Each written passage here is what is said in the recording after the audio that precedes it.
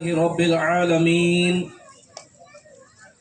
والصلاة والسلام على خاتم النبيين أما بعد فأعوذ بالله من الشيطان الرجيم بسم الله الرحمن الرحيم مل کر پڑھے الصلاة والسلام علیک یا رسول اللہ وعلى آلك وأصحابك يا حبيب الله الصلاة والسلام عليك يا نبي الله وعلى آلك وأصحابك يا نور الله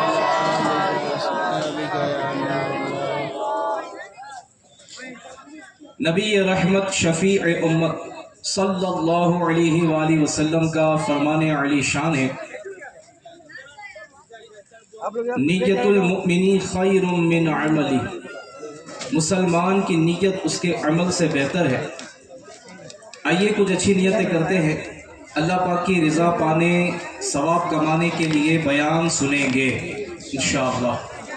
اب جو ادھر ادھر میرے بھائی لوگ کھڑے ہوئے ہیں ان سے گزارش ہے کہ چیئر اگر بیٹھنے کے لیے ہے تو آپ سب چیئر پر تشریف رکھیں تاکہ اجتماع کا نظام درم برم بھی نہ ہو، آپ کی توجہ بھی زیادہ بیان پر رہے۔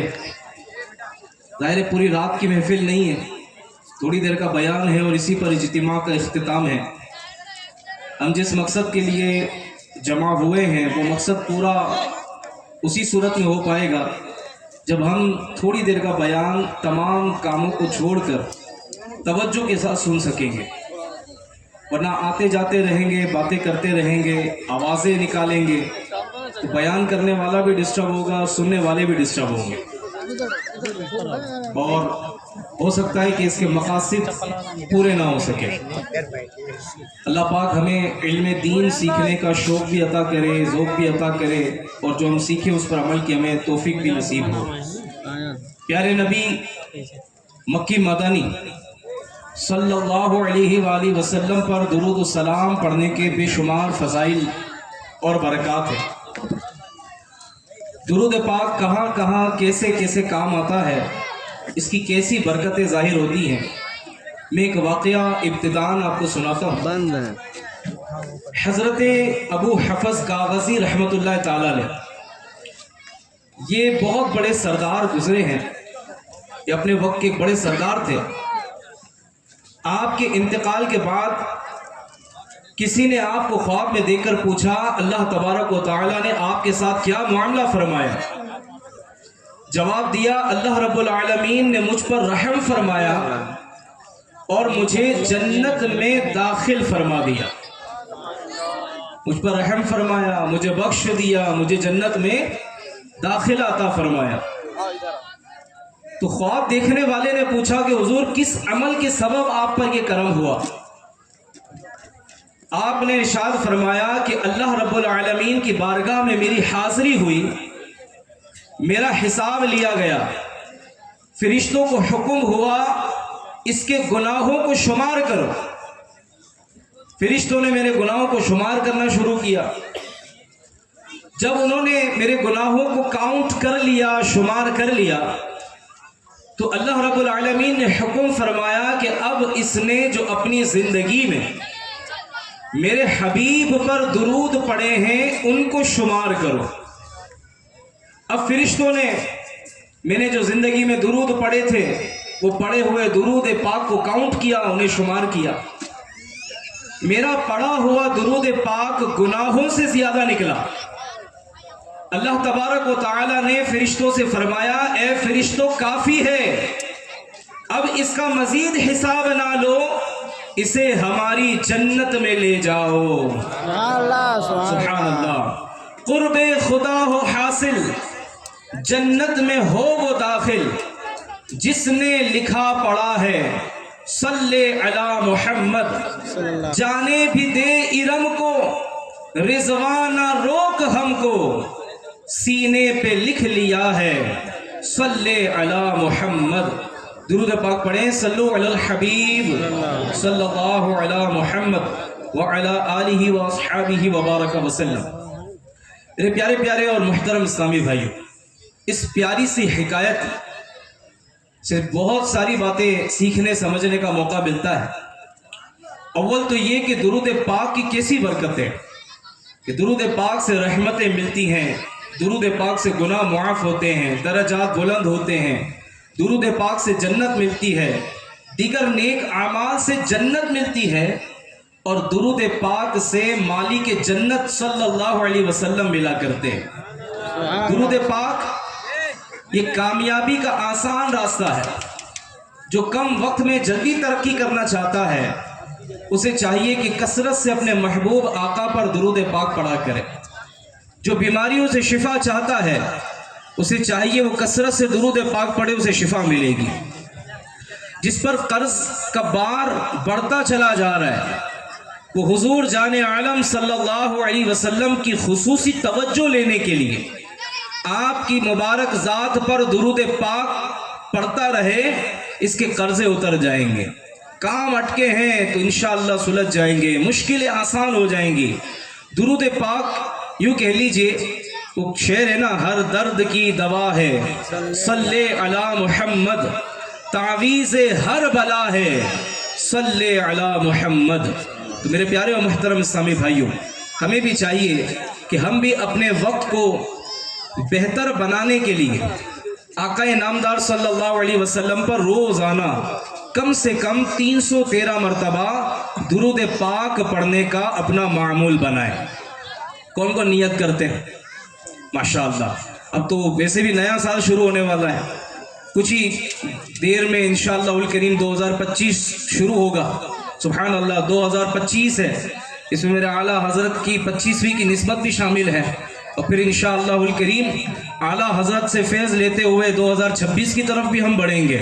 تو کیوں نہ آج سے ہی ہم اپنی عادت میں اس کو شامل کر لیں کہ جو کام اس سال میں نہیں ہوئے تھے، درود پاک پڑھنے میں غفلت ہوتی تھی، اب انشاءاللہ 2025 میں ہم روزانہ حضور پر کم سے کم 313 بار درود پڑھیں گے. بآواز بلند ایک مرتبہ درود پاک پڑھیں. صلو علی الحبیب صلی اللہ علی محمد صلی اللہ علیہ وآلہ وسلم.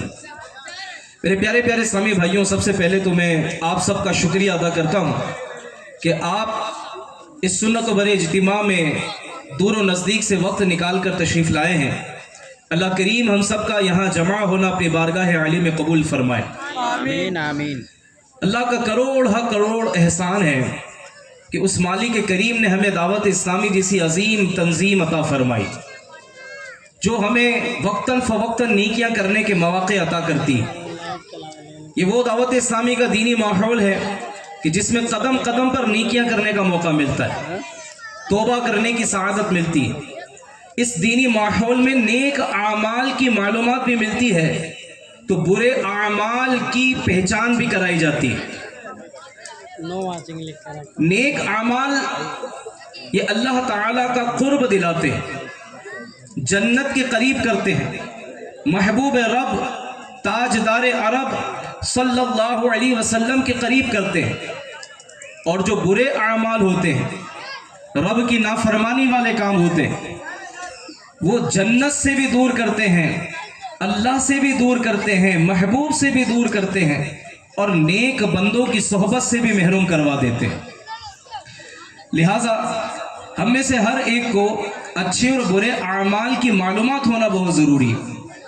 جب پتہ ہوگا کہ یہ اچھے اعمال ہیں تو اسے کرنے کی رغبت ملے گی، جذبہ ملے گا. اور جب برے اعمال کی معلومات ملے گی تو اس سے بچنے کا جذبہ ملے گا، ہمت ملے گی کہ میں اس برے کام سے خود کو بچا سکتا ہوں. اسی کی ایک کڑی آج کا یہ سنت و بھرا اجتماع ہے. آج 31 دسمبر کی نائٹ ہے. دنیا میں نہ جانے کہاں کہاں بے حیائی کے کام ہو رہے ہوں گے. 31 نائٹ بنانے کا مختلف انداز ہوگا. کوئی شراب پی رہا ہوگا تو کوئی آج نیا شرابی بنا ہوگا. کسی نے آج پہلی بار بدکاری کا راستہ دیکھا ہوگا، بدکاری کے اڈے پر گیا ہوگا. آج کی رات کسی نے پہلی مرتبہ نشہ کیا ہوگا یا کر رہا ہوگا. لیکن الحمدللہ دعوت اسلامی کے دینی ماحول کی یہ برکت ہے کہ الحمدللہ ہم اس رات میں اپنی دنیا و آخرت کو بہتر بنانے والا کام کرنے کی سعادت حاصل کر رہے ہیں۔ میری ریکویسٹ ہے کہ اس بیان کو توجہ کے ساتھ اگر مکمل سنیں گے تو انشاءاللہ الکریم نیکیوں کا جذبہ اور گناہوں سے نفرت لے کر اٹھنے میں کامیابی ملے گی انشاءاللہ الکریم۔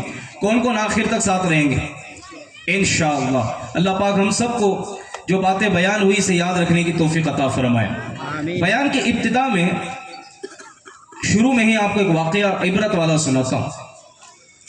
حضرت منصور بن عمار رحمت اللہ علیہ ارشاد فرماتے ہیں، ایک نہایت ہی عبادت گزار، پابند تہجد اور گریہ وزاری کرنے والا، یعنی اللہ تبارک و تعالیٰ کی بارگاہ میں رونے والا، گڑ گڑانے والا ایک ایسا شخص تھا۔ یہ میرا بہت زیادہ معتقد تھا، میرا عقیدت مند تھا اور میرے دکھ سکھ کا ساتھی بھی تھا۔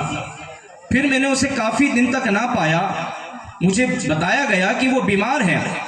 میں اس کے گھر گیا اس کی عیادت کے لیے، اور اجازت لے کر جیسے ہی اندر داخل ہوا تو کیا دیکھتا ہوں کہ اس کا چہرہ سیاہ پڑ چکا ہے، اس کا چہرہ کالا ہو چکا ہے، آنکھیں نیلی اور ہونٹ موٹے ہو چکے ہیں۔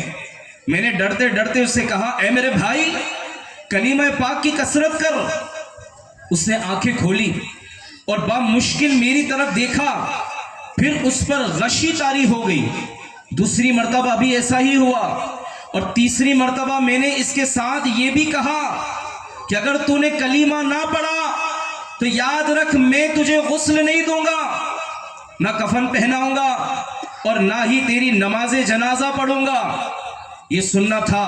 یہ سننے کے بعد اس نے اپنی آنکھیں کھولی اور کہا، اے میرے بھائی منصور، اس کلمہ طیبہ اور میرے درمیان رکاوٹ کھڑی کر دی گئی ہے۔ میں نے کہا، لا حول ولا قوت الا باللہ العلی العظیم۔ کہاں گئی تیری وہ نمازیں؟ کہاں گئے تیرے وہ روزے؟ کہاں گئی وہ راتوں کی نمازیں، وہ قیام، وہ گریہ وزاری؟ اس نے کہا، میرے وہ اعمال اللہ پاک کی رضا کے لیے نہیں تھے، بلکہ میں اس لیے عبادت کرتا تھا تاکہ لوگ مجھے نمازی کہیں، مجھے روزہ دار کہیں، مجھے تہجد گزار کہیں، مجھے پرہیزگار کہیں۔ جب میں تنہائی میں ہوتا تھا تو دروازے بند کر کے، پردے لگا کر شراب پیتا تھا اور نافرمانیوں سے اپنے رب کا مقابلہ کرتا تھا۔ ایک عرصے تک گناہوں کا یہ سلسلہ جاری رہا، پھر میں ایسا شدید بیمار ہوا کہ بچنے کی امید نہ رہی۔ میں نے قرآن پاک منگوایا، اسے پڑھنا شروع کیا۔ پڑھتے پڑھتے جب میں سورہ یاسین شریف تک پہنچ گیا تو قرآن کریم کو بلند کر کے اللہ رب العالمین کی بارگاہ میں عرض کی، اے میرے پاک پروردگار، اس قرآن کریم کے صدقے مجھے شفا عطا فرما دے۔ میں آئندہ گناہ نہیں کروں گا، میں آئندہ تیری نافرمانی نہیں کروں گا۔ اللہ تبارک و تعالیٰ نے میری دعا قبول کی اور مجھے صحت عطا ہو گئی۔ پھر شیطان لعین نے مجھے میرے رب کریم سے کیا ہوا وعدہ بھلا دیا، اور میں پھر عرصہ دراز تک گناہوں میں مشغول رہا۔ پھر مجھ پر شدید بیماری مسلط کر دی گئی۔ جب موت کے سائے گہرے ہونے لگے تو میں نے پھر قرآن کریم کا واسطہ دے کر اللہ رب العالمین کی بارگاہ میں معافی اور صحت کی بھیک مانگی۔ میرے کریم مولا نے، میرے کریم پروردگار نے مجھے پھر شفا عطا فرما دی، لیکن میں پھر نفسانی خواہشات اور نافرمانیوں میں پڑ گیا۔ میں نے پھر قرآن پاک منگوایا اور پڑھنے لگا، لیکن اب کی بار میں ایک حرف بھی نہ پڑھ سکا۔ اب کی بار میں ایک بھی حرف نہ پڑھ سکا۔ اب میں سمجھ گیا کہ میرا پروردگار، میرا مالک مجھ پر سخت ناراض ہے۔ میں نے قرآن کریم ہاتھ میں اٹھا کر عرض کی، یا اللہ، یا اللہ، اس مصحف شریف کی عظمت کے صدقے مجھے اس بیماری سے شفا عطا فرما دے۔ تو میں نے ہاتف غیبی کی یہ آواز سنی جب تجھ پر بیماری آتی ہے تو توبہ کر لیتا ہے، جب تندرست ہو جاتا ہے تو پھر گناہ کرنے لگتا ہے، شدت مرض میں تو روتا ہے، چلاتا ہے، اور جب تجھے قوت ملتی ہے، جب تجھے طاقت ملتی ہے تو اس کے بعد پھر نافرمانیوں میں مبتلا ہو جاتا ہے۔ کتنی ہی مصیبتوں اور نافرمانیوں میں مبتلا تو ہو جاتا تھا، کتنی ہی مصیبتوں اور آزمائشوں میں تو مبتلا ہوا، مگر اللہ پاک نے تجھے ان سب سے نجات عطا فرمائی۔ اس کے منع کرنے اور روکنے کے باوجود تو گناہوں میں ڈوبا رہا اور عرصہ دراز تک اس سے غافل رہا۔ کیا تجھے موت کا خوف نہ تھا؟ تو عقل اور سمجھ رکھنے کے باوجود گناہوں پر ڈٹا رہا اور اپنے اوپر اللہ پاک کا فضل و کرم بھول گیا۔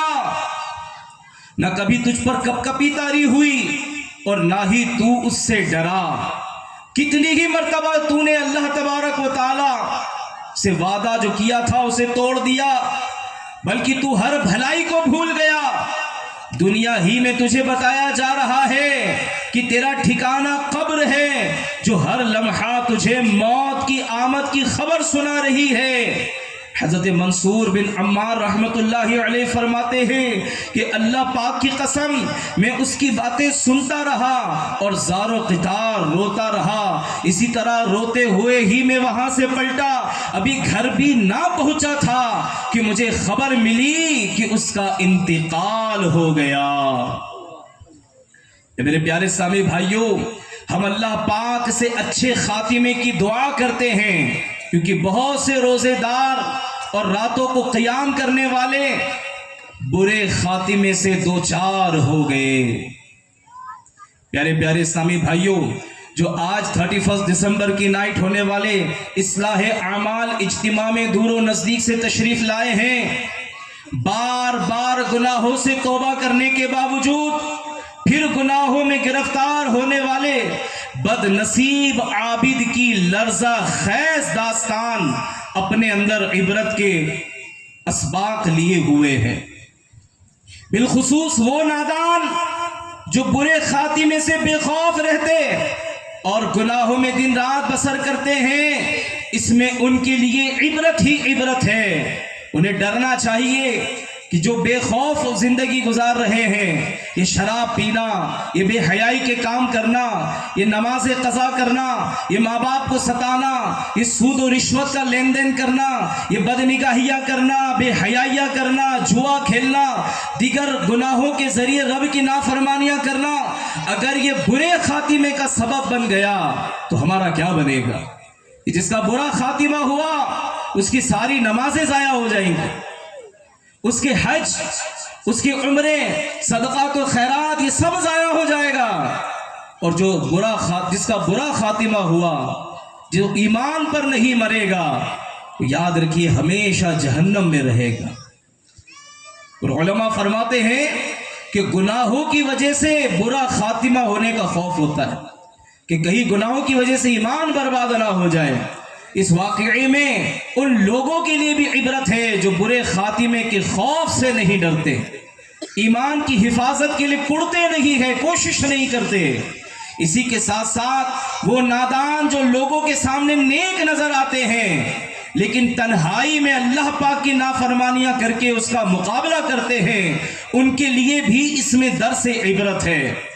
ایسے لوگوں کو باز آ جانا چاہیے جو لوگوں کے سامنے تو نمازی نظر آتے ہیں، دیندار نظر آتے ہیں، لیکن گھر کی چار دیواری میں معاذ اللہ بے حیائی کے مناظر دیکھ رہے ہوتے ہیں، فلمیں دیکھ رہے ہوتے ہیں، بے حیائی کے ناچ دیکھ رہے ہوتے ہیں، ننگے ناچ دیکھ رہے ہوتے ہیں، گانے سن رہے ہوتے ہیں۔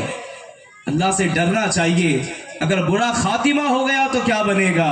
اے میرے پیارے پیارے سامع بھائیوں، اسی طرح اس واقعے سے وہ نادان جو مصیبت میں گرفتار ہوتے ہیں یا بیمار ہوتے ہیں تو توبہ اور استغفار کر لیتے ہیں, تلاوت اور نماز شروع کر دیتے ہیں, صدقات و خیرات کرنا شروع کر دیتے ہیں, مگر جب رب کریم اس کو صحت دیتا ہے, عافیت عطا کرتا ہے, بیماریوں سے شفا عطا کرتا ہے, مصیبتیں دور فرما دیتا ہے, پریشانیوں سے نجات عطا فرماتا ہے, تو یہی بندہ جو کل تک یہ نیتیں کر رہا تھا کہ میں شفا پا جاؤں گا تو پھر اب پہلی صف میں نمازیں پڑھا کروں گا, اب تک بیمار تھا, بیمار ہوں, مسجد میں نہیں جا پا رہا, اللہ مجھے صحت دے گا تو میں ساری نمازیں مسجد میں جا کر پڑھوں گا. جناب مرتے مرتے کوئی بچ گیا, روڈ ایکسیڈنٹ میں بچ گیا, بندہ کہتا ہے, لوگوں کو بتاتا ہے, بال بال بچ گیا, مرتے مرتے بچ گیا, اللہ نے ایک نئی زندگی دے دی ہے, اب یہ زندگی اس کی بندگی میں گزرے گی, بس اس کی رضا والے کام میں گزرے گی. لیکن جیسی صحت ملتی ہے, جیسی تندرستی ملتی ہے, ہم اپنے رب سے کیے ہوئے وعدوں کو توڑ دیتے ہیں, ہم اسی گناہ کی طرف پلٹ جاتے ہیں جس سے ہم نے توبہ کی تھی. اے میرے پیارے اسلامی بھائیوں, یہ کیسا عجیب و غریب انداز ہے کہ جب اللہ عز و جل آزمائش میں مبتلا کرے تو بندہ توبہ کر لے, اللہ کی رضا والے کام کرنے کا ارادہ کر لے, عزم کر لے, اور جیسی قوت ملے, صحت ملے تو یہ اپنے ارادے کو بھول جائے اور پھر اللہ و رسول عز و جل و صلی اللہ علیہ وسلم کی نافرمانیاں شروع کر دے. یہ بڑی بری بات ہے. اسی طرح خدا کی رحمت پر جھوٹی امیدیں باندھ کر گناہوں میں ملوث رہنے والوں کے لیے بھی اس واقعے میں عبرت ہی عبرت ہے, جبکہ وہ عبرت حاصل کرے. یہ شخص یہ داڑھی منڈاتا ہے اور کہتا ہے اللہ معاف کر دے گا, نمازیں قضا کرتا ہے, کہتا ہے اللہ بڑا رحیم و کریم ہے, اللہ معاف کر دے گا. جھوٹ بولتے رہو اور یہ بھی کہتے رہو اللہ معاف کر دے گا. کاروبار میں لین دین میں ملاوٹ کرو, دھوکہ دو, گراہکوں کے ساتھ دھوکے بازی کرو, جھوٹ بول کر سودا بیچو, اللہ معاف کر دے گا. اے میرے پیارے پیارے اسلامی بھائیوں, یہ بھی بہت بڑی بھول ہے. یہ نادان جو اس طرح کی حرکت کر رہا ہے اسے پتا ہونا چاہیے کہ جہاں اللہ پاک رحیم و کریم ہے وہی وہ اللہ عز و جل جبار و قہار بھی ہے. جب وہ گرفت فرماتا ہے تو بندہ چھوٹ نہیں پاتا, بندہ چھوٹ نہیں پاتا. اے میرے پیارے پیارے اسلامی بھائیوں, کیا آپ کو نہیں پتا, ہمیں اللہ تبارک و تعالیٰ کا شکر ادا کرنا چاہیے کہ اس مالک کریم نے ہمیں محبوب کریم صلی اللہ علیہ وسلم کی وجہ سے آپ کے صدقے میں اجتماعی عذاب سے بچایا ہے. ورنہ پڑھ لیجیے پچھلے واقعات, جنہوں نے شریعت کے خلاف کام کیا, جنہوں نے اپنے نبی کی بات نہیں مانی, حدود کو توڑا, شریعت کے خلاف کام کیا, رب کی نافرمانی کے ذریعے گناہوں کے بازار کو گرم کیا, ان پر اجتماعی عذاب آیا ہے. ان پر کیا آیا؟ اجتماعی عذاب آیا. کسی کو خنزیر بنایا گیا, کسی کو بندر بنایا گیا, کسی پر آسمان سے پتھر برسائے گئے, کسی کو زمین میں دھسا دیا گیا, کسی کا چہرہ مسک کر دیا گیا, چہرہ بگاڑ دیا گیا. رات صحیح سلامت سوئے, صبح اٹھے چہرے مسک ہو گئے. اے میرے پیارے اسلامی بھائیوں, یہ ساری باتیں ہمارے لیے عبرت کے لیے کافی ہیں کہ جنہوں نے رب کی نافرمانی کی ان پر اجتماعی عذاب آئے. اگر آج ہم پر اجتماعی عذاب نہیں آ رہا, یہ ہمارے رب کی مہربانی ہے, یہ حضور صلی اللہ علیہ وسلم کا صدقہ ہے کہ آپ کے صدقے میں امت اجتماعی عذاب سے بچی. لیکن کیا اس کے بعد بھی طرح طرح کی بیماریوں کی خبر ہم نہیں سنتے؟ یہ نئی نئی بیماریاں آ رہی ہیں, طرح طرح کے حادثے ہو رہے, پوری پوری بستی تباہ ہو جا رہی ہے, پوری بستی تباہ ہو جاتی ہے. پانی آتا ہے جناب, اتنا پانی بڑھ جاتا ہے, پوری بستی تباہ ہو جاتی, بہہ جاتی ہے, مویشی بہہ جاتے ہیں, مکانات ڈوب جاتے ہیں, کروڑ پتی روڈ پر آ جاتے ہیں. ان سب میں ہمارے لیے عبرت ہے. جہاں میں ہے عبرت کے ہر سو نمونے, مگر تجھ کو اندھا کیا رنگ و بو نے. کبھی غور سے بھی یہ دیکھا ہے تو نے, جو آباد تھے وہ محل اب ہیں سونے. جگہ جی لگانے کی دنیا نہیں ہے, یہ عبرت کی جا ہے تماشا نہیں ہے. میرے پیارے پیارے اسلامی بھائیوں, امیر اہل سنت لکھتے ہیں, گناہوں نے مجھے ہائے کہیں کا بھی نہیں چھوڑا,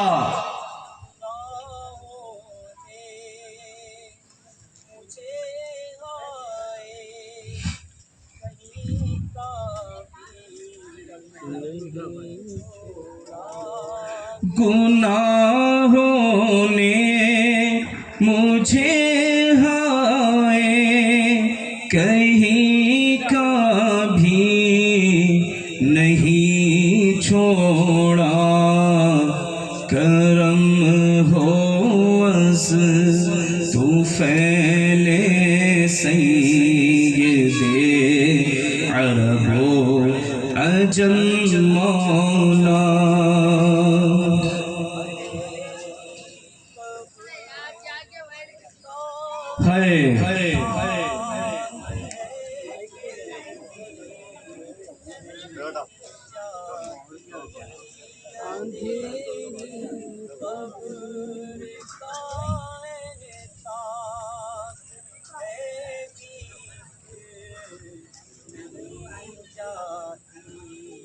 گناہوں کی خدایا عادتیں فرما، کرم مولا گناہوں نے مجھے ہائے، یاد کرو اپنے گناہوں کو، کہیں کا بھی نہیں چھوڑا، مولا گناہوں نے مجھے ہائے کہیں کا بھی نہیں چھوڑا، کرم ہو از تو پھیلے سید عرب و عجم مولا، تیری قبر کا احساس ہے پھر بھی نہیں جاتے،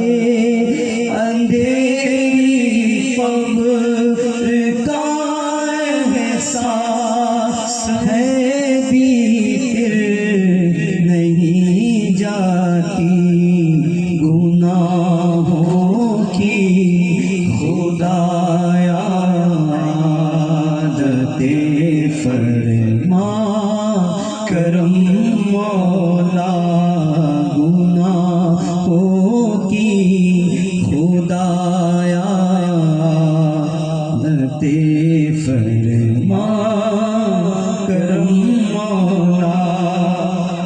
آمین بجاہ النبی الامین صلی اللہ تعالی علیہ وسلم۔ میرے پیارے سائیں بھائیو، آج اگر مسلمان ذلیل و خوار ہو رہا ہے، آج مسلمان اگر رسوا ہو رہا ہے، آج اگر ہمارے بنتے کام بگڑ رہے ہیں، آج اگر ہماری مشکلیں آسان نہیں ہو رہی، اگر آج ہماری غیب سے مدد نہیں کی جا رہی، اس کی ایک بہت بڑی وجہ ہمارے اپنے ہاتھوں کے کیے ہوئے اعمال ہیں۔ درس قرآن اگر ہم نے نہ بھلایا ہوتا، درس قرآن اگر ہم نے نہ بھلایا ہوتا، یہ زمانہ نہ زمانے نے دکھایا ہوتا، جو کچھ بھی ہے سب اپنے ہی ہاتھوں کے ہے کرتوت، شکوا ہے زمانے سے نہ قسمت سے گلا ہے، دیکھے ہیں یہ دن اپنی ہی غفلت کی بدولت، سچ ہے کہ برے کام کا انجام برا ہے۔ اے میرے پیارے پیارے اسلامی بھائیوں، دیکھا جائے تو اس ایک واقعے میں ہمارے لیے سیکھنے سمجھنے کے بہت سارے مدنی پھول ہیں۔ صرف اگر انہی پر بات کی جائے تو بہت سی باتیں رہ جائیں گی، لیکن آج ہم نے بیان کا جو انتخاب کیا ہے، موضوع جو سلیکٹ کیا ہے، اس کا نام ہی برے اعمال ہے۔ آج برے اعمال سے متعلق ہم نے سننا سمجھنا ہے کہ کس طرح ایک شخص برے اعمال میں مبتلا ہو کر اپنی دنیا اور آخرت کو نقصان پہنچاتا ہے، وہ کس طرح اللہ کی بارگاہ سے دور ہو جاتا ہے اور اپنے آپ کو جہنم کا مستحق بناتا ہے۔ میرے پیارے اسلامی بھائیوں، برے اعمال کی ایک لمبی فہرست ہے، اگر ایک ایک پر بات کی جائے تو ساری رات گزر جائے۔ ان میں سے چند برے اعمال میں آپ کے سامنے ہائی لائٹ کرتا ہوں۔ ان برے اعمال میں سے سب سے پہلے جس کا ذکر کروں گا، اس سے پہلے ایک بڑی اہم بات سنیے۔ امام غزالی علیہ رحمۃ اللہ الوالی فرماتے ہیں، ہماری باڈی کے کچھ پارٹس ایسے ہیں، کچھ اعضاء ایسے ہیں کہ اگر ان کو سدھار لیا جائے، ان کو کنٹرول کر لیا جائے اور ان پر کڑی نگرانی کی جائے اور انہیں اللہ کی نافرمانی سے بچایا جائے تو بندہ اللہ رب العالمین کی بارگاہ میں متقی بن جاتا ہے، اللہ اسے متقی بنا دیتا ہے، اور متقین کے لیے جنت ہے، پرہیزگاروں کے لیے جنت ہے، نمازیوں کے لیے جنت ہے، خوف خدا رکھنے والوں کے لیے جنت ہے۔ ان اعضاء میں سے پہلے نمبر پر امام غزالی فرماتے ہیں پیٹ کی حفاظت، کہ پیٹ میں حرام کے لقمے نہ جانے دے، حرام چیزیں نہ کھائے، اسی طرح شراب سے اور ہر طرح کے نشے سے اپنے پیٹ کو بچائے۔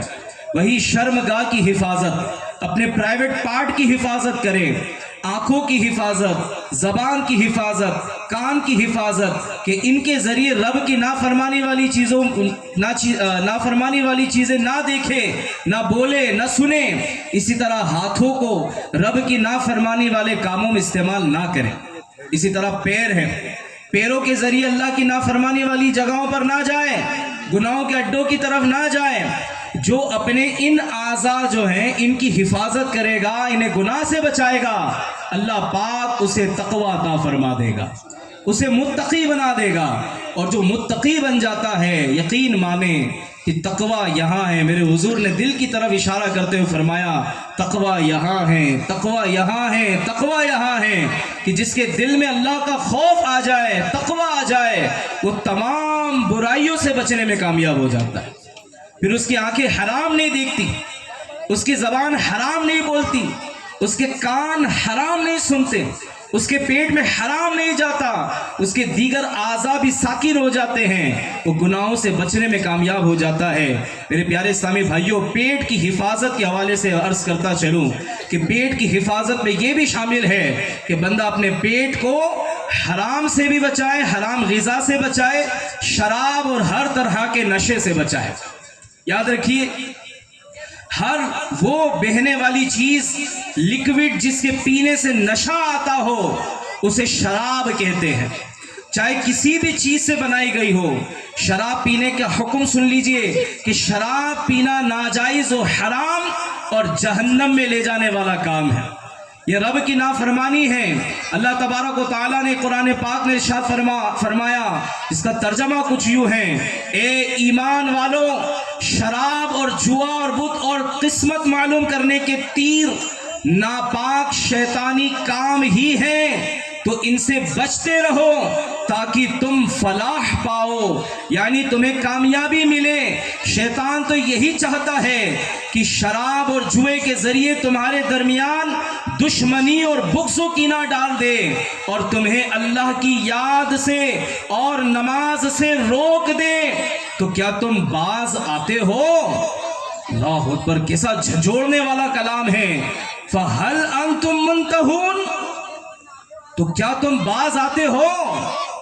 نہیں جی نہیں، وہ دوست نے پلا دی تھی۔ کیا تم باز آتے ہو؟ نہیں، وہ تو خوشی میں پی لی تھی۔ کیا تم باز آتے ہو؟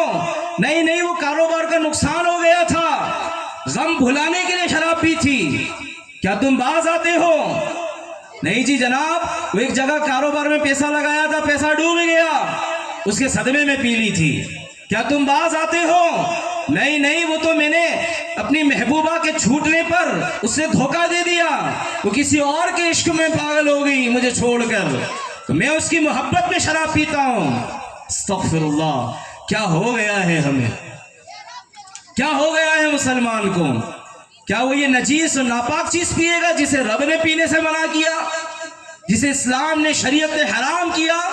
کیا ایک مسلمان جو اللہ رسول پر ایمان لایا ہے وہ یہ ناپاک شے پیے گا؟ اور جب یہ شراب پیتا ہے، یہ شراب ام الخبائث ہے، یہ خباثتوں کی ماں ہے۔ صرف ایک گناہ اس سے نہیں ہوتا، جب یہ شراب پیتا ہے تو اس شرابی سے اور نہ جانے کتنے گناہ ہوتے ہیں۔ یہ اپنے گھر میں بھی ذلیل ہوتا ہے، یہ باہر بھی ذلیل ہوتا ہے، یہ اپنی اولاد، اپنی بیوی، اپنے خاندان والوں کی نظر میں رسوا ہو جاتا ہے۔ اگر نوجوان نشیڑی ہو، شرابی ہو، بھنگیڑی ہو، چرس گانجا پیتا ہو، شراب پیتا ہو، ایسوں کو کوئی رشتہ نہیں دیتا، ایسوں سے کوئی رشتہ داری نہیں رکھتا، ایسوں کو کوئی اپنا رشتہ دار کہنا بھی اچھا نہیں سمجھتا۔ اور پھر یہ ایسی ام الخبائث ہے۔ میں آپ کو برائیوں کی ایسی ماں ہے کہ اس کی ایک واقعہ میں آپ کو بتاؤں۔ ایک تاجر تھا، جو کپڑے کی تجارت کرتا تھا, گلی گلی جا کر کپڑا بیچتا تھا, پھیری لگاتا تھا. ایک علاقے میں پھیری لگاتے ہوئے ایک مکان کی طرف سے گزر رہا تھا. ایک بڑے مکان سے ایک حسین و جمیل خوبصورت عورت باہر نکلی. اس نے اس نوجوان سے کہا, نوجوان مجھے کپڑا دیکھنا ہے, سارا کپڑا لے کر گھر کے اندر آ جاؤ. اندر چلا گیا. عموماً لوگ کپڑا دکھانے گھر کے اندر بھی داخل ہو جاتے, وہ بھی گھر کے اندر چلا گیا. اب اس عورت نے جیسی آدمی گھر میں داخل ہوا, وہ تاجر گھر میں آیا, اس سے سارے دروازے لگا لی اور کہنے لگی اگر تو نے میرے ساتھ گندا کام نہیں کیا تو میں شور مچا دوں گی, لوگوں کو جمع کر لوں گی کہ تو میرے ساتھ زیادتی کرنے والا تھا. اس نے کہا اللہ سے ڈر, یہ حرام کام ہے, میں اس گناہ میں مبتلا نہیں ہونا چاہتا, میں اللہ سے ڈرتا ہوں. اس نے کہا اگر تو یہ کام نہیں کرنا چاہتا تو اپنے چھوٹے بچے کو قریب کرتے ہوئے کہنے لگی پھر اس کو قتل کر دے, اگر تو اس کو قتل کرے گا تو تجھے جانے دوں گی ورنہ شور مچا دوں گی. اس نے کہا یہ کام میں کیسے کر سکتا ہوں, میں شراب بھی نہیں پی سکتا, میں قتل بھی نہیں کر سکتا. اس نے کہا چل پھر ایسا کر, شراب کا ایک گلاس ہی پی لے. اس نے سوچا کیا بدکاری سے بچ جاؤں گا, زنا سے بچ جاؤں گا, قتل سے بچ جاؤں گا, ایک گلاس شراب ہی تو پینا ہے, چلو ایک گلاس شراب کا پی لیتا ہوں.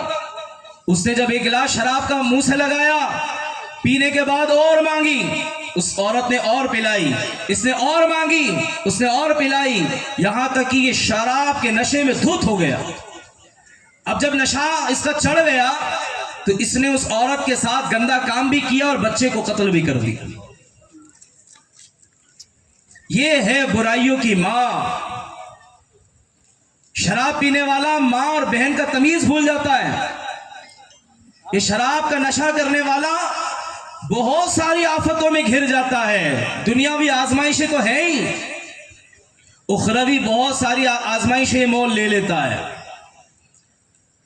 آخرت کا عذاب تو اپنی جگہ ہے. اے میرے بھائیوں, جو نشہ کرتے ہیں, جو شراب پیتے ہیں, ان کے ساتھ بھی میں ہمدردی میں کہہ رہا ہوں, اگر خدا نہ خواستہ زندگی میں کبھی نشہ کیا ہے یا کرتے ہیں, آج ہی توبہ کر لیجئے, ورنہ یاد رکھیے اس کا عذاب برداشت نہیں ہو سکے گا. اے وہ لوگوں جو شراب پیتے ہو یا نشہ کرتے ہو یا نشہ بیچتے ہو, اسکولوں میں, کالجوں میں یا نوجوانوں کے پاس جا کر نشے کی چیزیں بیچتے ہو, اللہ سے ڈرو.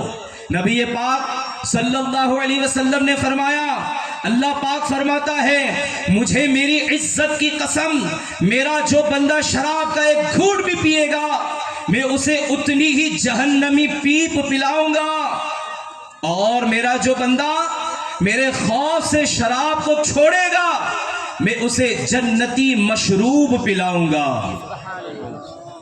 آپ دیکھیں انعام بھی بیان کر دیا گیا کہ دنیا کی گندی پلیت نشہ لانے والی, عقل کو خراب کرنے والی, زائل کرنے والی شراب اللہ کی محبت میں چھوڑ دو, اللہ تمہیں جنت کی پاکیزہ شراب مشروب پلائے گا, شراب طہور پلائے گا کہ جس میں نشہ نہیں ہوگا, وہ جنت کی پاکیزہ شراب طہور ملے گی. ریوارڈ دیکھیں, انعام دیکھیں. یہ اللہ کی مہربانی ہے کہ جب اللہ کی رضا کے لیے بندہ کوئی برا کام چھوڑتا ہے وہ اس کا متبادل عطا فرما دیتا ہے. اور پھر اس کے ساتھ ساتھ نشہ کرنے والے کو نقصانات کیا کیا ہوتے ہیں, وہ کس طرح آزمائشوں میں آ جاتا ہے. نشہ کرنے والا جب زیادہ نشہ کرتا ہے, شراب پیتا ہے, دھیرے دھیرے اس کا لیور خراب ہو جاتا ہے, اس کا لیور خراب ہو جاتا ہے, گردوں پر بوجھ زیادہ ہو جاتا ہے اور آخر کار گردے بھی فیل ہو جاتے ہیں. اس کے دماغ پر, معدے پر سوجن آ جاتی ہے, اس کی ہڈیاں گلنا شروع ہو جاتی ہے, وٹامنز اس کے ختم ہونا شروع ہو جاتے ہیں, سر میں درد ہوتا ہے, تھکن ہوتی ہے, پیاس کی شدت بڑھتی ہے, بار بار پیشاب کی اس کو آزمائش ہوتی ہے, اور پھر جب بہت زیادہ نشہ کر لیتا ہے بعض مرتبہ اوور ڈرنک کی وجہ سے موت کے گھاٹ اتر جاتا ہے. آپ نے نہیں دیکھا کہ کبھی کبھی کچرے کے ڈھیر پر نشہ کرنے والے پڑے ہوتے, یہ شراب پی کے سڑکوں پہ پڑے ہوتے ہیں, ان کے اوپر کتے موت رہے ہوتے ہیں, یہ ذلیل و خوار ہوتے ہیں, لوگ مار کر جا رہے ہوتے ہیں, کبھی نالی میں منہ ڈال کر پڑے ہوتے ہیں, گرے ہوئے ہوتے ہیں نالی کے اندر. یہ کسی زندگی ہے، ذرا تھوڑی دیر کے لیے سوچئے کہ اگر اسی حالت میں مر گئے تو رب کو کیا منہ دکھائیں گے؟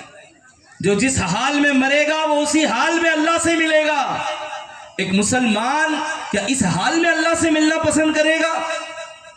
سوچئے اور ارادہ کیجئے کہ انشاءاللہ الکریم ہم ان بری عادتوں سے اپنے آپ کو بچائیں گے، گناہ سے خود کو بچائیں گے، شراب سے اور ہر طرح کے نشے سے خود کو بھی بچا کر رکھیں گے اور اپنے بچوں کو بھی بچائیں گے۔ آج چھوٹے چھوٹے بچے نشہ کر رہے ہیں، 15 سال 12 سال کے بچے تو بچیاں بھی نشہ کر رہی ہیں، شادیوں میں نشہ ہو رہا ہے، ساری رات شراب پی جا رہی ہے۔ کہتے ہیں بیگانے کی شادی میں عبداللہ دیوانہ، شادی کسی اور کی اور یہ شراب پی کے مست پڑا ہوا ہے، شادی کسی اور کے گھر میں ساری رات جوا یہ کھیل رہا ہے، شادی اس کے گھر میں اور یہ اپنی آخرت کو داؤ پر لگا رہا ہے۔ بچیاں نشہ کر رہی ہیں، بچے نشہ کر رہے ہیں، کالجوں میں یونیورسٹیوں میں نشہ ہو رہا ہے، نشاور چیزیں بک رہی ہے۔ جن کو پتا ہے ان کو پتا ہے، لیکن روکے کون، سمجھائے کون، بچائے کون، وہ درد دل لائے کہاں سے جو اصلاح امت کے لیے سینے میں دھڑکے؟ وہ اصلاح امت کے لیے دھڑکنے والا دل کدھر سے لائے کہ جو آج اپنی قوم کے نوجوانوں کو، بچیوں کو اس طرح نشے میں مبتلا دیکھ کر بھی جن کی غیرت کو جوش نہیں آتا، جن کو تکلیف نہیں ہوتی، جن کو احساس نہیں ہوتا کہ ہماری نوجوان کدھر جا رہے ہیں۔ ارے جن کی جوانیاں دین کی خدمت پر صرف ہونی چاہیے تھی، جن کی جوانیاں عبادت پر صرف ہونی چاہیے تھی، جن کی جوانیاں رب کو راضی کرنے پر صرف ہونی چاہیے تھی، حضور کی حدیثیں گاؤں شہر پہنچانے کے لیے صرف ہونی چاہیے تھی، آج وہ جوانیاں لٹ رہی ہے، آج وہ جوانیاں تباہ ہو رہی ہیں، اور نوجوانوں کو ایک ہی دھن لگی ہے، بس کیسے بھی کر کے باڈی بنانا ہے، باڈی بنانا ہے، سمارٹ دکھنا ہے، طاقت دکھانی ہے۔ الامان والحفیظ، الامان والحفیظ، امت کے خیر خواہ نبی مکی مدنی رسول عربی صلی اللہ علیہ وسلم کا فرمان سنیے۔ میرے آقا فرماتے ہیں جو اللہ پاک اور آخرت کے دن پر ایمان رکھتا ہے وہ ایسے دسترخوان پر نہ بیٹھے جس پر شراب کا دور چلتا ہو، ایسے دسترخوان پر، ایسی ٹیبلوں پر، ایسی محفلوں میں، ایسے فنکشنوں میں نہ جائے جہاں شراب کا دور چلتا ہو۔ ایک مرتبہ فرمایا جو لوگ دنیا میں کسی نشہ کرنے والے کے پاس آتے ہیں اللہ پاک ان سب کو جہنم میں ڈال دے گا، اور جہنم میں ایک دوسرے کو آ کر برا بھلا کہیں گے کہ تو نے ہی مجھے اس جگہ تک پہنچایا ہے۔ آج جو دوستوں کو کمپنی دینے کے نام پر ویک آف میں یا جناب چھٹیوں کے دنوں میں، ویکیشن کے دنوں میں گھومنے پھرنے کے لیے جاتے ہیں، پکنک کے لیے جاتے ہیں، اور وہاں جا کر عیاشیاں کر رہے ہوتے ہیں، شرابیں پی رہے ہوتے ہیں، کھانے پینے کے سامان کے ساتھ شراب کی بوتلیں لے کر جا رہے ہوتے ہیں، جہاں کوئی نہ دیکھے ایسی جگہوں پر بیٹھ کے شراب پی رہے ہوتے ہیں۔ اللہ پاک عقل سلیم عطا فرمائے۔ یہ شراب پینے والے کو اگر یہ احساس ہو جائے کہ قیامت کے دن پیاسا اٹھے گا تو کیا یہ شراب پیے گا؟ اگر اس شرابی کو یہ احساس ہو جائے کہ شراب پیوں گا تو دوزخ میں فرشتے لوہے کے گرزے سے ماریں گے، کیا یہ شراب پیے گا؟ اگر اسے یہ پتا چل جائے کہ شراب پیوں گا تو جنت کی خوشبو بھی سونگھنے کو نہیں ملے گی، کیا یہ شراب پیے گا؟ شراب پیوں گا تو لعنت، اللہ کی لعنت کا مستحق ٹھہروں گا، بتائیے کیا یہ شراب پیے گا؟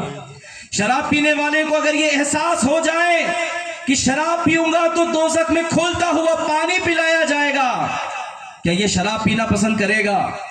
اگر اسے یہ احساس ہو جائے کہ شراب پیوں گا تو قبر میں خنزیر، سور بنا دیا جاؤں گا، کیا یہ شراب پیے گا؟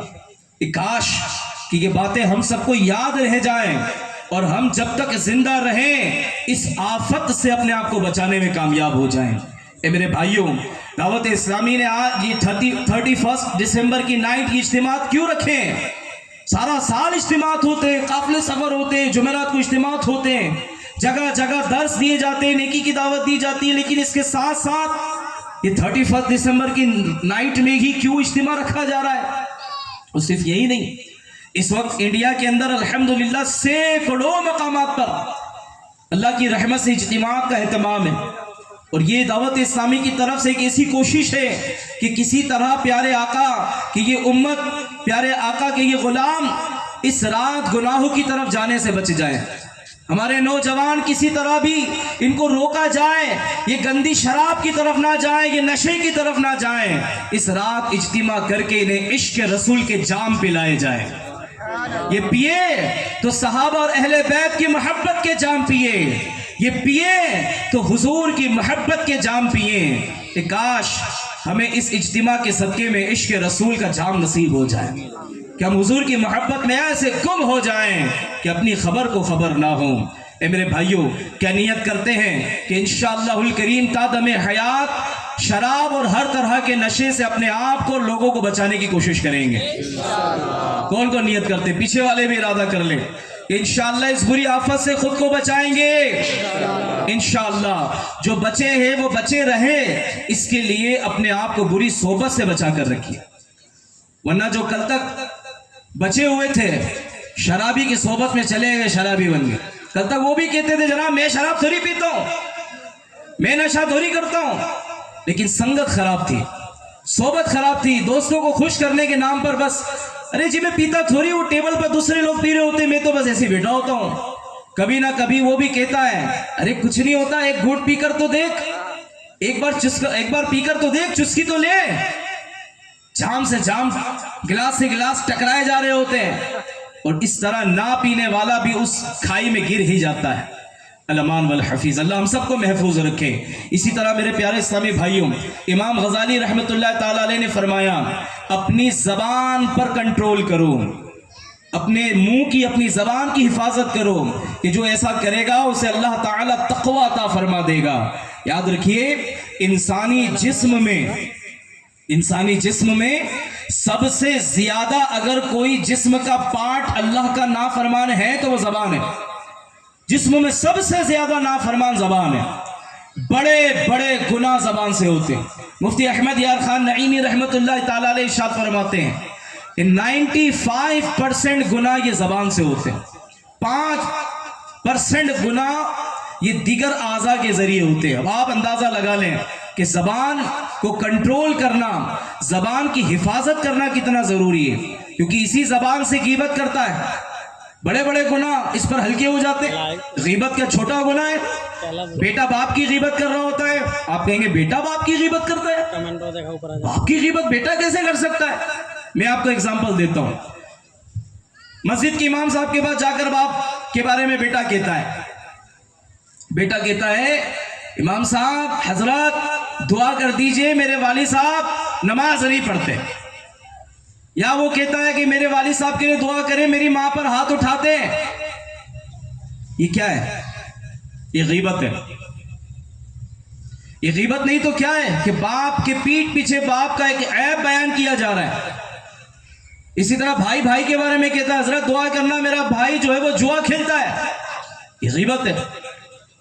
باپ اپنے بچوں کی غیبت کر رہا ہوتا ہے، اس کو سمجھاؤ یہ میری نافرمانی کرتا ہے۔ میرے بچے کے بارے میں دعا کرنا، سمجھتا نہیں ہے، سنتا نہیں ہے۔ امیر اہل سنت نے 1800 سے زیادہ مثالیں لکھی کتاب غیبت کی تباہ کاریاں میں۔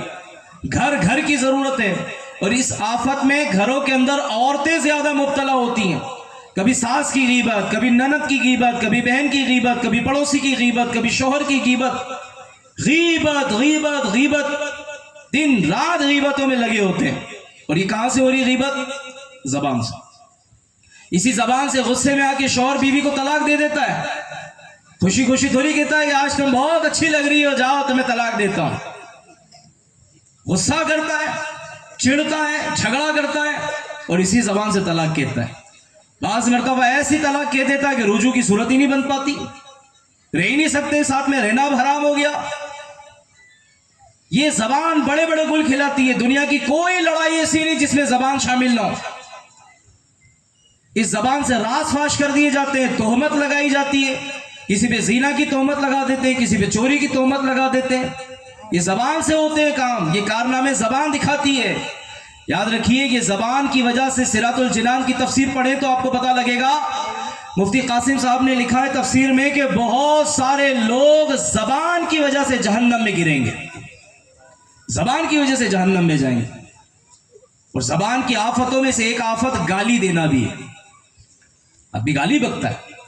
گالی دینا ناجائز و حرام اور گناہ کا کام ہے.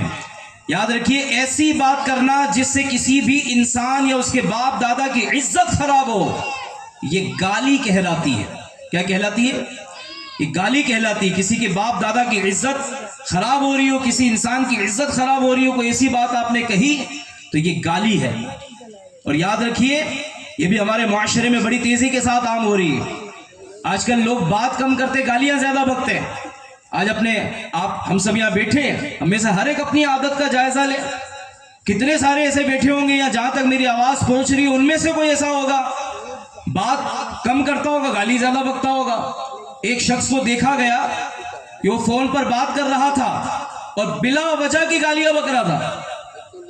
ایک شخص کو کسی کو بلانا تھا, وہ دور تھا, تو پہلے اس نے گالی بکی اور پھر کہا ادھر آ.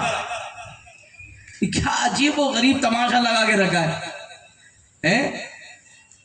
تلاوت کرنے کا ٹائم نہیں ہے, اللہ کے حبیب پر درود پڑھنے کا ٹائم نہیں ہے, ذکر کرنے کا ٹائم نہیں ہے, منہ میں اتنا پان بھر کر, گٹکا بھر کر گھومنے اور جگہ جگہ تھوکنے کا ٹائم ہے. اللہ کا ذکر کرنے کا ٹائم نہیں ہے. لیکن جب زبان باہر نکالنی ہے تو اپنے مسلمان بھائی کو گالی بکنی ہے, اس کو برا بھلا کہنا ہے.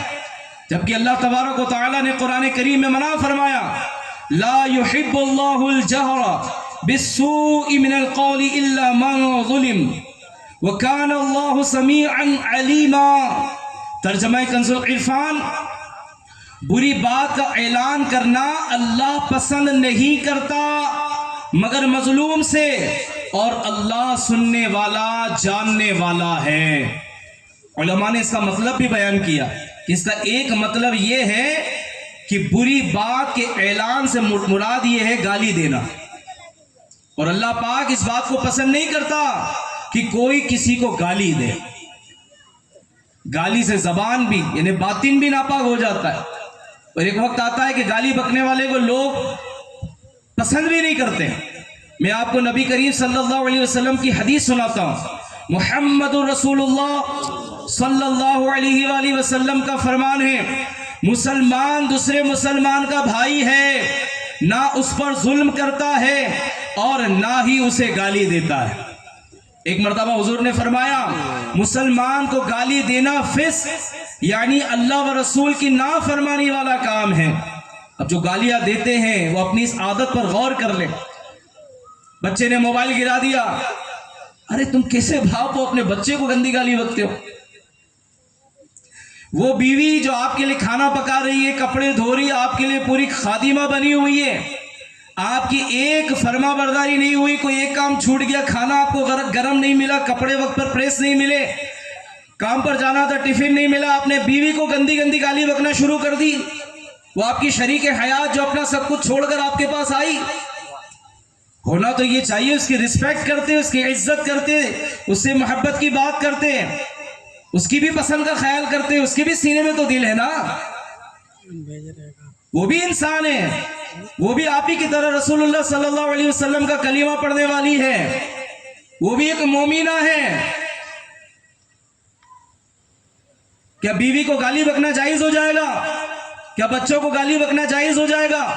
کیا دوستوں کو مذاق میں گالی بکنا جائز ہو جائے گا؟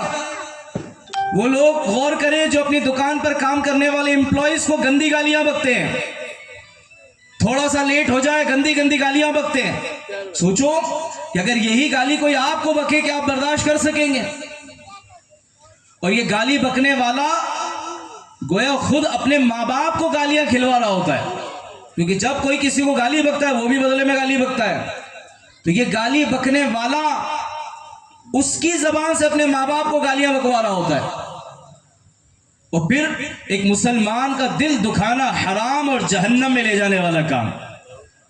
وہ غور کریں جو 4 ویلر میں گھومتے ہیں, ان کی گاڑی کے سامنے کوئی سائیکل والا آ جائے, کوئی بائک والا آ جائے, کوئی پیدل چلنے والا آ جائے, जनाब कोई चल रहा हो लेकिन धीरे चल रहा हो, ऐसा हॉर्न भी बजाएंगे बेचारे, वो हिला देंगे भाई, उसके पर थोड़ी लगे उड़ के साइड में हो जाएगा, उसको साइड में होने के लिए टाइम चाहिए ना। हॉर्न बजाएंगे, उसको इससे तकलीफ दे रहे हैं, फिर अंदर से गंदी गाली भी बकेंगे, फिर करीब आएंगे तो कहेंगे बेरा है, सुनाई नहीं देता हॉर्न बज रहा है। किसी अजीबो गरीब जिंदगी ऐसे लोगों की कि जो ना खुद सुकून से जीते हैं ना दूसरों को जीने देते हैं, जिनकी जबान फितना फैलाती है, जिनकी जबान शर फैलाती है, जिनकी जबान दिल दुखाती है, जिनकी जबान मुसलमानों को तकलीफ पहुंचाती है। ये कैसी जबान है? हालांकि गोश्त का एक टुकड़ा है, अल्लाह ने इसकी हिफाजत का निजाम कैसे बनाया? इतने सारे दांत, 32 दांतों के दरमियान है, जबान भी है, जबान जो है इसके आसपास 32 दांत है, फिर ये 2 होठों का फाटक लगा हुआ है, लेकिन जब इसको कोई बोलना होता है तो ये सब कुछ तोड़कर बाहर निकल आती है। आप देख ले मियां बीवी की लड़ाई कहां से शुरू होती है, पहले लफ्जा पाई फिर हाथा पाई, यहीं से तो शुरू होती है। अगर मर्द सब्र करना सीख ले या औरत सब्र करना सीख ले और जबान का कुफले मदीना लगाना सीख ले, कम बोलने की आदत बना ले, तो घर अमन का और सुकून का गहवारा बन सकते है। कोई मेरा भाई जो आज नियत करता हो कि इंशाअल्लाह करीम हम गाली से अपने आप को बचाएंगे, जोरदार आवाज आनी चाहिए, दुरूद हर दुआ कर लो, आओ मिलकर सुभान है, जिक्रो दुरूद हर घड़ी विरदे सुभान है, मेरी फुजूल कोई की आदत निकाल दो, मेरी फुजूल कोई की आदत निकाल दो। आमीन बिजाहि नबी अमीन सल्लल्लाहु अलैहि वसल्लम। इसी के साथ साथ मेरे प्यारे इस्लामी भाइयों, बुरे अमाल में से बदनिगाही करना भी एक बुरा अमल है। जिस तरह बोलने में आदमी बेबाक हो गया है, इसी तरह देखने में भी बेबाक हो गया है। क्या देख रहा है इसको एहसास भी नहीं है। इसे पता होना चाहिए कि देखना भी एक अमल है और क़यामत के दिन इस देखने के बारे में भी सवाल होगा। अगर इसे समझाया जाए कि कुरान करीम में अल्लाह तबारक व तआला ने इससे मना फरमाया है, क़ुल लिल मुमिनीन यग़ुद्दू मिन अबसारिहिम व यहफ़ज़ू फ़ुरूजहुम ज़ालिका अज़का लहुम इन्नल्लाह ख़बीरुम बिमा यस्नऊन। मुसलमान मर्दों को हुक्म दो कि अपनी निगाहें कुछ नीची रखें, ये अल्लाह का फरमान है। मैं आपको अपने और आपके अपने रब का कुरान सुना रहा हूँ। अल्लाह पाक मुसलमानों को फरमा रहा है, मुसलमान मर्दों को हुक्म दो अपनी निगाहें कुछ नीची रखें और अपनी शर्मगाहों की हिफाजत करें, ये उनके लिए ज्यादा पाकीज़ा है। बेशक अल्लाह उनके कामों से खबरदार है। कुरान में अल्लाह ने निगाहें नीची रखने का हुक्म दिया। जिस मुसलमान को अल्लाह ने नीची निगाहें रखने का हुक्म दिया, आज वो अपनी नजरों को आवारा बनाए फिर रहा है। नहीं जनाब, मैं तो बहन की नजर से देखता हूं। अच्छा, नहीं, मैं तो माँ की नजर से देखता हूं। अच्छा, माँ की नजर से देखते हो? कभी माँ को अपने घर में मोहब्बत की नजर से देखा है? नहीं, माँ के पास बेचने का टाइम ही कहाँ है। सुबह से दुकान जाता हूँ, रात घर आता हूँ, आकर सो जाता हूँ। माँ को मोहब्बत की निगाह से देखने का टाइम इसके पास नहीं है। जबकि माँ को मोहब्बत से देखे तो एक हज का सवाब मिलता है। माँ को देखने का टाइम नहीं है, लेकिन मुंह बोली बहन, मुंह बोली माँ बना के रखी है। ये सब नफ्स और शैतान की चालें हैं। कजिन के साथ फ्री हो गए, खालाजात, तायाजात, फूफीजात जो बहनें हैं, इनसे शरई पर्दा है। आज इनसे पर्दा कौन करता है? इनसे हंसी मजाक करते हैं, आंखों में आंखें डालकर बातें करते हैं, साथ में बैठकर खाना खाते हैं, साथ में शॉपिंग करने जा रहे होते हैं, हंसी मजाक हो रहा होता है। स्पेशली शादी के दिनों में कि घर में शादी हो तो फिर खूब बदनिगाहियां की जाती हैं। मर्द बेरोक टोक عورتیں جہاں بیٹھی ہو وہاں جاتے ہیں اور عورتیں بے روک ٹوک جہاں مرد بیٹھے ہو وہاں آتی ہیں. یہ کیا ہے؟ اسلام نے کوئی حد ہمارے لیے مقرر کی ہے؟ نہیں کی ہے. اسلام نے جو حد ہمارے لیے بنائی ہے، جو حدود بنائی ہے، جو اسے پار کرے گا، اسے کراس کرے گا، نقصان اٹھائے گا.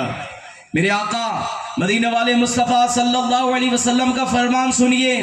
حضور ارشاد فرماتے آنکھیں بھی بدکاری کرتی ہیں، آنکھیں بھی بدکاری کرتی ہیں، زنا کرتی ہیں. فرمایا آنکھوں کی بدکاری دیکھنا ہے.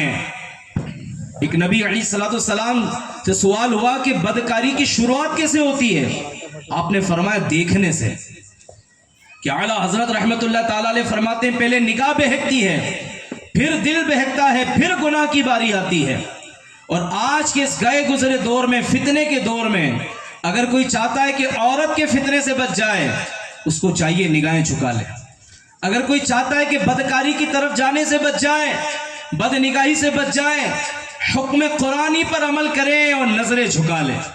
یہ بڑے بڑے فتنوں سے بچنے میں کامیاب ہو جائے گا. اور اگر نظریں آوارہ رکھی ہیں، جہاں سمجھ میں آتا ہے دیکھتا ہے، بازاروں میں جاتا ہی اسی لیے کہ عورتوں کو دیکھنا ہے، یا ایسے اسکول اور کالجز کے پاس جا کر کھڑا ہوتا ہے، چھٹی کا انتظار کرتا ہے کہ لڑکیاں نکلیں گی اور میں معاذ اللہ بدنگاہیاں کروں گا، آنکھوں کو حرام سے پور کروں گا. یاد رکھیے جو اپنی آنکھوں کو حرام سے پور کرے گا، اس کی آنکھوں میں قیامت کے دن جہنم کی آگ بھر دی جائے گی. آپ میں سے سرما کس کس نے لگایا؟ کون کون سرما لگاتا ہے؟ سرما لگاتے ہوئے کبھی ہاتھ کانپتا ہے؟ کبھی ڈر لگتا ہے کہ سلائی کہیں آنکھوں کے اندر نہ چلی جائے؟ سرما تھوڑا سا تیز ہو جائے جلن ہوتی ہے، تکلیف ہوتی ہے، آنکھوں سے آنسو بہتے ہیں. سوچیے کہ ان نازک آنکھوں میں حرام چیزیں دیکھنے کے سبب اگر آگ بھر دی گئی، سرما نہیں، آگ بھر دی گئی، جہنم کی آگ، کیا ہم برداشت کر سکیں گے؟ وہ لوگ، وہ نوجوان جو راتوں کو معاذ اللہ گندی ویڈیوز دیکھتے ہیں، گندی سائٹوں پر جاتے ہیں، گندے مناظر دیکھتے ہیں، گندی فلمیں دیکھتے ہیں، انہیں اللہ سے ڈرنا چاہیے اور یہ سوچنا چاہیے کہ اگرچہ تم نے دروازے لگا کر، پردے لگا کر، باپ سے، ماں سے، بھائی بہنوں سے چھپ کر علیحدگی اختیار کر کے اس گناہ میں مبتلا ہو رہے ہو، تمہیں کوئی نہیں دیکھ رہا، کیا تم نہیں جانتے تمہارا رب تمہیں دیکھ رہا ہے؟ کیا تم نہیں جانتے تمہیں تمہارا رب دیکھ رہا ہے؟ پہاڑ کی چوٹی میں، کسی غار میں، کسی سوراخ میں جا کر بھی کوئی چھپ کر گناہ کرنا چاہے، اسے وہاں بھی اس کا رب دیکھ رہا ہے. چھپ نہیں سکتا. اور اس کو حیا نہیں آتی کہ جس وقت یہ گندا کام کر رہا ہے اسے اس کا رب دیکھ رہا ہے، اسے اللہ سے حیا نہیں آتی کہ وہ مالک اس بات پر قادر ہے کہ اسے اسی وقت موت دے دے. یہ وہ گندا کام اور گندا گناہ کرتے ہوئے مر جائے. کیا ایسی موت مرنا چاہتا ہے؟ کیا شراب کے اڈوں پہ لوگ نہیں مرتے؟ کیا زنا اور بدکاری کے اڈے پہ لوگ نہیں مر جاتے؟ کیا بے حیائی کا کام کرتے ہوئے لوگوں کو موت نہیں آ جاتی؟ ایک مسلمان سے بات کر رہا ہوں. ایک مسلمان اگر نہیں ڈرے گا تو کون ڈرے گا؟ ہمارا اللہ اور اس کے رسول پر ایمان ہے، قرآن پر ایمان ہے. قرآن کے فرمان کے مطابق ہم عمل نہیں کریں گے تو ہمارا بنے گا کیا؟ اور آج آپ دیکھ لیں کہ بد نگاہی کا رزلٹ کیا ہے. یاد رکھیے کہ بد نگاہی کا راستہ یہ بدکاری کا راستہ ہے. بد نگاہی کا اینڈ بدکاری ہے. بد نگاہی کا اینڈ کیا ہے؟ بدکاری ہے، زنا ہے. کیا اس طرح کے کیسز سماج میں عام نہیں ہو رہے؟ کیا کنواری لڑکیاں ماں نہیں بن رہی؟ جبکہ قرآن کریم میں اللہ تبارک و تعالیٰ نے اس جرم سے، اس برے کام سے منع فرمایا. فرمایا وَلَا تَقْرَبُوا الزِّنَا إِنَّهُ كَانَ فَاحِشًا وَسَاءَ سَبِيلًا. اور بدکاری کے پاس نہ جاؤ، بے شک وہ بے حیائی ہے اور بہت ہی برا راستہ ہے. کنواری مائیں، کنواری لڑکیاں بچے جن رہی ہیں. میرے حضور صلی اللہ علیہ وسلم کا فرمان سناؤ آپ کو، دل کے کانوں سے سنیے. میرے حضور فرماتے ہیں میری امت اس وقت تک بھلائی پر رہے گی جب تک ان میں ناجائز بچے عام نہیں ہوں گے. جب ان میں ناجائز بچے عام ہو جائیں گے تو اللہ پاک انہیں عذاب میں مبتلا فرما دے گا. میں اپنی طرف سے بات نہیں کر رہا، میرے اور آپ کے نبی صلی اللہ علیہ وسلم کی حدیث آپ کو سنا رہا ہوں، قرآن و حدیث سے بیان کر رہا ہوں. میرے آقا نے فرمایا، ایک اور حدیث سنیے، شطرنج کھیلنا اور ناپ تول میں کمی کرنا قوم لوط کے کام ہیں، ہلاکت ہے اس شخص کے لیے جو ایسے کام کرے. قوم لوط کا سب سے بڑا گناہ عورت کا عورت سے اور مرد کا مرد سے بدکاری کرنا تھا. جب انہوں نے بے حیائی شروع کر دی اور اللہ پاک کی نافرمانی کرنے لگے تو اللہ پاک نے ان کے شہر کو پلٹ دیا، آسمان سے پتھروں کی بارش برسا کر انہیں عذاب دیا گیا. آج یہ گناہ عام ہے یا نہیں ہمارے معاشرے میں؟ کیا ہم اللہ کے عذاب کا انتظار کر رہے ہیں؟ کیا یہ نوجوان باز نہیں آئے گا؟ اگر اسلامی بہنیں مجھے سن رہی تو کیا وہ اپنی نگاہیں نہیں جھکائیں گی؟ کیا وہ پردہ نہیں کریں گی؟ کیا وہ حیا کی طرف نہیں آئیں گی؟ آج باپ کو معذرت کے ساتھ باپ کو، بڑے بھائی کو اس بات کی پرواہ نہیں ہے کہ بہن کس سے مل رہی ہے. میرا یہ بیان سوشل میڈیا پر بھی جائے گا، میرا یہ بیان دعوت اسلامی کی چینل FGN چینل پر بھی جائے گا. میں FGN چینل کے ناظرین سے سوال کرتا ہوں کہ کیا آپ کو اس بات کی فکر ہے کہ اسکول میں، کالج میں آپ کی بچی سیف ہے یا نہیں ہے؟ آپ نے موبائل ہاتھ میں دیا ہے، آپ کو پتا ہے، آپ نے انٹرنیٹ بھی لگا دیا، ہر روم میں وائی فائی ہے، باپ بھی ناچ رنگ دیکھ رہا ہے، فلمیں دیکھ رہا ہے، بچوں کے سامنے صوفے پہ ٹھاٹ کے ساتھ بیٹھ کر بے حیائی کے مناظر دیکھ رہا ہے. اس کی بچیاں بھی وہی ساری چیزیں دیکھ رہی. اکیلے میں وائی فائی تو گھر گھر میں لگا ہوا ہے، ہر کمرے میں الگ الگ وائی فائی ہے، کوئی ٹینشن ہی نہیں ہے. بیٹھ کر پوری پوری رات فلمیں دیکھی جا رہی ہیں. کس سے بات چل رہی ہے؟ کیا کبھی باپ کو فکر ہوئی؟ یہ بچہ جو رات کو 12 بجے 2 بجے گھر میں آ رہا ہے، کیا باپ کو فکر ہے کہ یہ کدھر جا رہا ہے؟ اور پھر جس کو بد نگاہی کی لت پڑ جاتی ہے، عادت پڑ جاتی ہے، بدکاری کی عادت پڑ جاتی ہے، بالکل اوپنلی بات کر رہا ہوں میں آپ سے، ایسے لوگ پھر جگہ جگہ منہ مارتے پھرتے.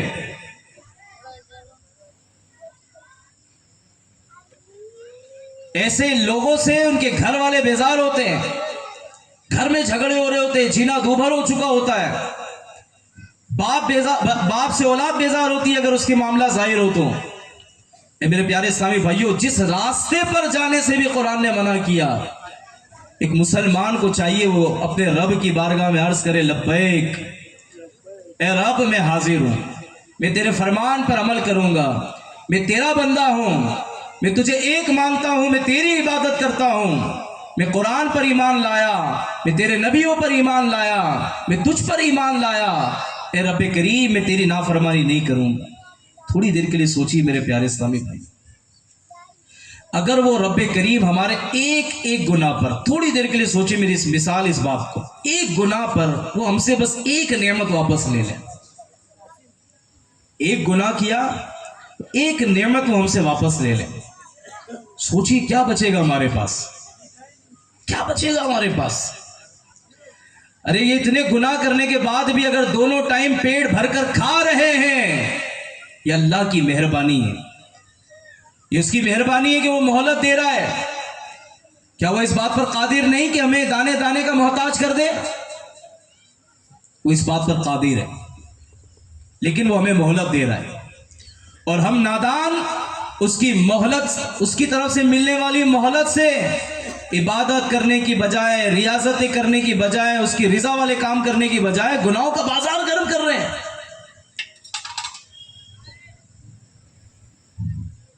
بچپن سے میں مشورہ دوں گا، جو بچیوں والے ہیں نا، بچے والے جن کے ابھی بچے چھوٹے ہیں، میں ان کو مشورہ دے کر اگلی بات کی طرف بڑھتا ہوں. وقت بڑی تیزی کے ساتھ گزر رہا ہے، باتیں بہت ساری ہیں جو آپ کے ساتھ کرنی تھی. بچپن سے ہی بچیوں کو یہ درس دیجئے والد صاحب کہ بچی بچیوں کے ساتھ کھیلے. بچے کھیلتے، بچی کو درس دیجئے